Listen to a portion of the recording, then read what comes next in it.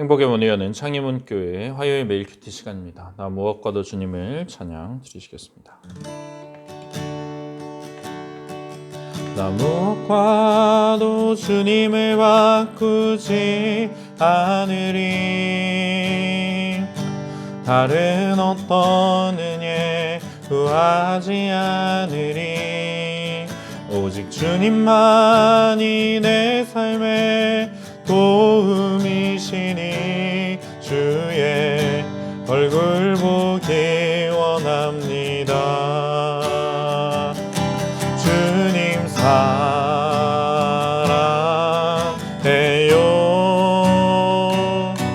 온 맘과 정성 다해 하나님의 신실한 친구 되길 원합니다.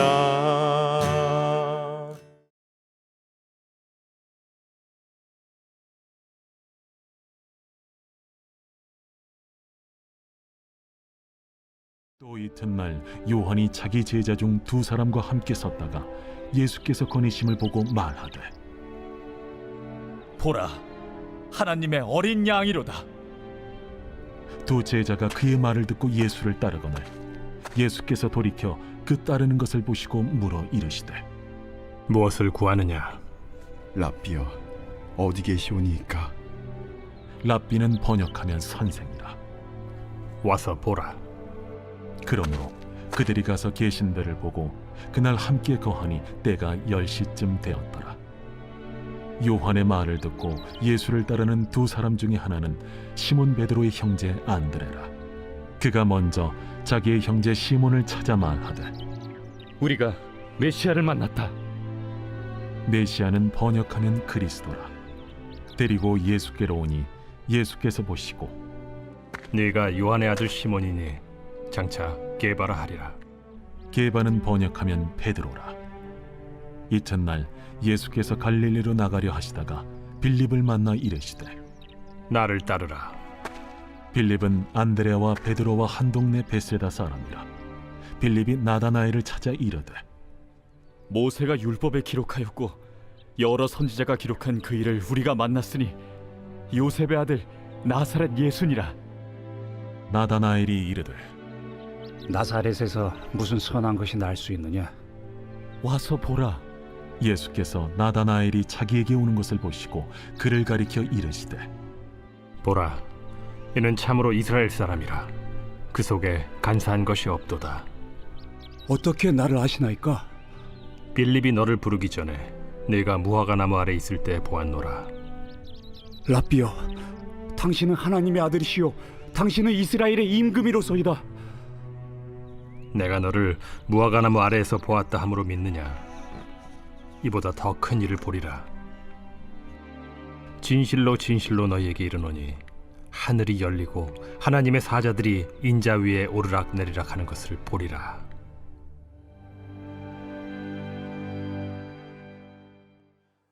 세례 요한은 예수님을 향해 보라, 세상 죄를 지고 가는 하나님의 어린 양이로다, 그렇게 선언하였습니다.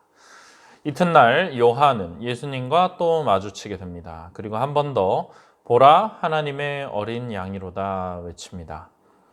그와 함께 있던 두 제자는 요한의 말을 듣고 예수님을 따랐습니다.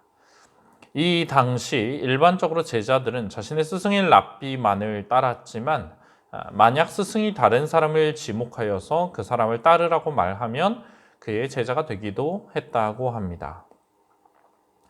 세례 요한은 그가 증언한 대로 예수님께서 자신보다 훨씬 더 능력 있는 분이심을 믿고 있었습니다. 자신은 그의 신발끈을 풀기도 감당하지 못한다라고 한 그의 말이 진심이었던 것입니다.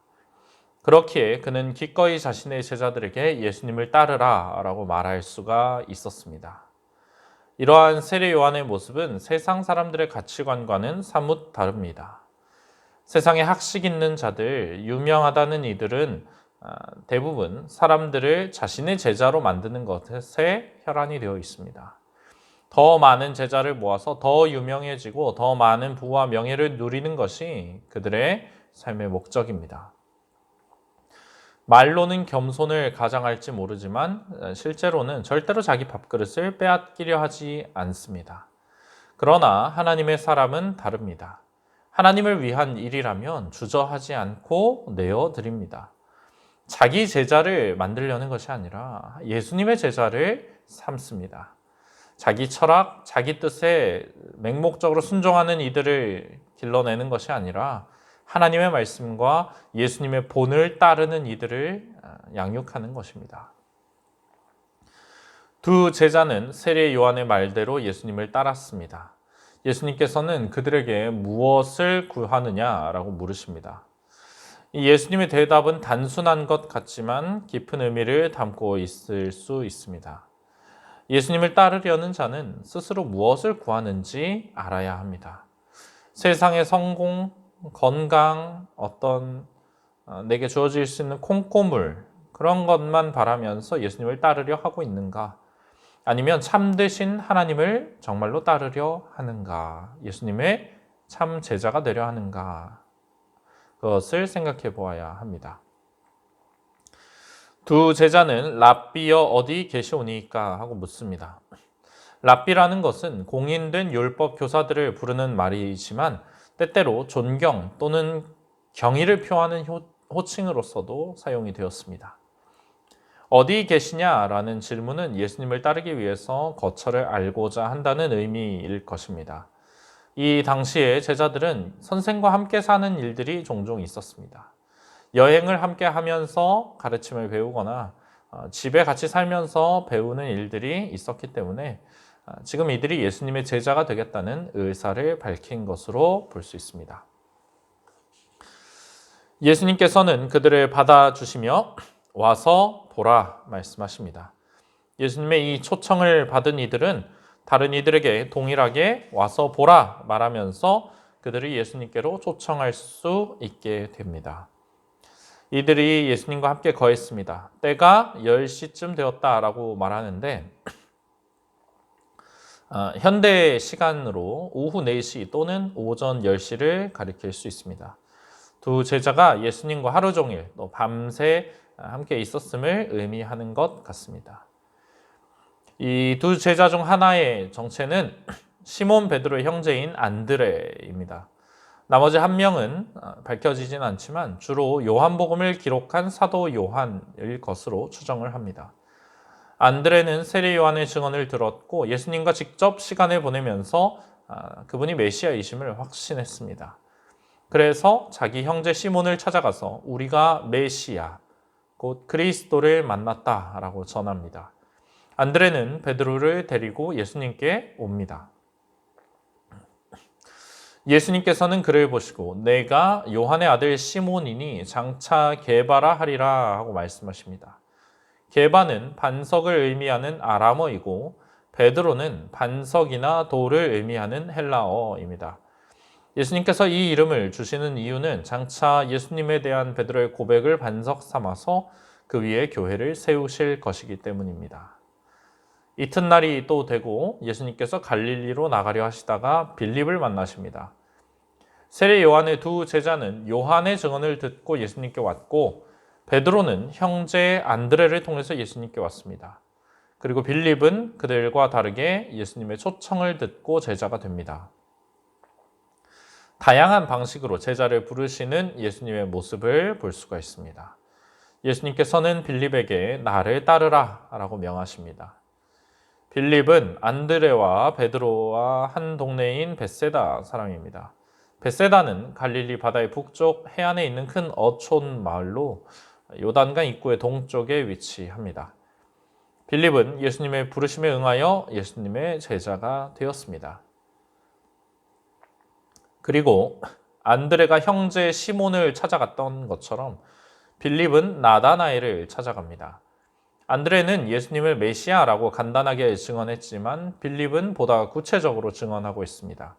모세가 율법에 기록하였고 여러 선지자가 기록한 그이라고 말합니다. 모세가 율법에 기록하였다라는 것은 신명기 18장 18절 내가 그들의 형제 중에서 너와 같은 선지자 하나를 그들을 위하여 일으키고 내 말을 그 입에 두리니 내가 그에게 명령하는 것을 그가 무리에게 다 말하리라. 이 말씀에 대한 언급으로 보입니다. 그러면서 빌립은 메시아이신 예수님을 요셉의 아들 나사렛 예수라고 소개하고 있습니다. 이러한 빌립의 증언을 볼 때 빌립과 나다나엘 두 사람이 율법에 관심이 많았던 인물이라는 것을 짐작할 수 있습니다. 그들은 말씀을 연구하며 메시아에 특별한 관심을 가지고 있었고 기다리고 있었던 경건한 자들일 것입니다. 예수님의 말씀도 이것을 증언하고 있습니다. 나다나엘은 그러나 빌립의 증언에 부정적인 반응을 먼저 보입니다. 나사렛에서 무슨 선한 것이 날 수 있느냐 말합니다. 그 이유는 두 가지 정도로 생각해 볼 수 있습니다. 먼저 나사렛은 메시아 예언에 등장하지 않는 장소입니다. 메시아가 베들레헴에서 온다는 것은 유대인이라면 다 알고 있는 사실입니다. 두 번째 이유는 나다나엘이 후에 갈릴리 가나 사람으로 밝혀지게 되는데 가나는 나사렛의 이웃 동네입니다. 나다나엘이 나사렛에 대해서 매우 잘 알고 있었을 것으로 생각할 수 있습니다. 그래서 더 나사렛 출신의 메시아를 불신했던 것입니다. 그런 나다나엘에게 빌립은 예수님께서 두 제자를 초청하셨던 것처럼 와서 보라 말합니다. 그분을 보기만 하면 알 것이라고 생각한 것입니다. 와서 보라. 우리는 예수님을 알지 못하는 불신 영혼들에게 그렇게 말할 수 있어야 합니다. 어떤 나의 말, 사람의 말로 그 사람을 설득한다기보다 우리가 믿는 좋으신 예수님을 와서 한번 보라. 내 눈으로 직접 확인하라. 보기만 하면 그분이 얼마나 사랑이 많으신 분인가, 얼마나 능력이 있는 분이신가, 얼마나 지혜로우시고 얼마나 좋으신 분인지 반드시 알게 될 것이다. 그런 확신이 우리에게 있어야 합니다. 그분께만 영원한 생명이 있고 우리의 길과 진리가 되심을 내가 안 것처럼 당신도 알게 될 것입니다. 담대하게 믿고 선포할 수 있어야 합니다. 예수님께서는 나다나엘을 보시고 보라 이는 참으로 이스라엘 사람이라 그 속에 간사한 것이 없도다 말씀하십니다. 여기서 예수님은 야곱을 떠올리시는 듯합니다. 간교함으로 아버지와 형을 속이고 복을 얻으려 했던 야곱이 하나님의 은혜로 변화되어서 이스라엘이라는 이름을 받았던 것처럼 나다나엘은 그 속에 간사함이 없는 참 이스라엘 사람이라는 칭찬을 듣습니다. 예수님께서 나다나엘의 경건함을 알고 계셨던 것입니다. 나다나엘은 놀라서 어떻게 나를 아십니까? 하고 묻습니다. 그러자 예수님께서는 빌립이 너를 부르기 전에 내가 무화과 나무 아래에 있을 때 보았다 라고 말씀하십니다. 무화과 나무 아래에 있었다는 것은 나다나엘이 율법을 연구하며 말씀을 의지하여서 메시아를 기다렸던 그 시간, 그것을 말씀하시는 것 같습니다. 그냥 나다나엘이 지나가다 보셨다는 것이 아니라 나다나엘이 평소 어떤 삶을 살아왔는지, 그의 마음에 무엇을 바라고 있었는지를 꿰뚫어 보이는 그러한 말씀입니다. 그 초자연적인 예수님의 능력을 보고 나다나엘은 놀라서 고백합니다. 랍비여, 당신은 하나님의 아들이시요 당신은 이스라엘의 임금이로소이다. 예수님의 신성 그리고 왕권을 보여주는 그러한 표현입니다. 예수님께서는 놀란 나다나엘에게 내가 이것보다 더 큰 일을 볼 것이라고 말씀하십니다. 야곱이 베델에서 꿈에 보았던 그림, 하나님의 사자가 오르락내리락 하던 사닥다리를 빗대어서 말씀을 하십니다.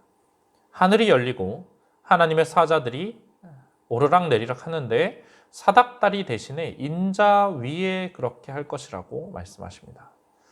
하늘과 땅을 연결하는 그 사닥다리의 역할을 이제는 인자이신 예수님께서 감당하시리라는 말씀입니다.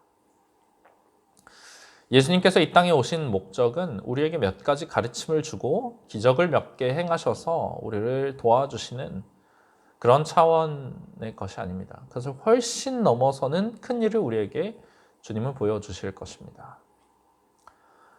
유대인의 왕국을 세우고 압제자들을 물리치는 그들이 기대했던 메시아로서의 역할, 그 정도 일을 하시기 위해서 오신 것이 아닙니다. 죄 때문에 하나님과의 관계를 망가뜨리고 절망 가운데 죽을 수밖에 없었던 죄인의 인생을 살리시기 위해 오신 것입니다. 그를 위해 자기 생명을 내어주시고 친히 우리를 위해 중보하시고 하나님과 우리 사이의 중재자가 되셔서 하늘과 땅을 연결하시기 위해서 주님은 오신 것입니다. 인자이신 예수님께서 이제 새로운 베델, 하나님의 집 곧 성전이 되십니다. 우리로 하여금 하나님과 함께 그분의 백성, 그분의 자녀가 되어 영원히 함께 하도록 하기 위함입니다. 예수 그리스도, 우리의 메시아이신 그분을 통해서 우리는 오늘도 하나님을 만납니다. 그 놀라운 은혜, 단절되었던 그 관계를 다시금 회복시키신 그 은혜를 찬양합니다.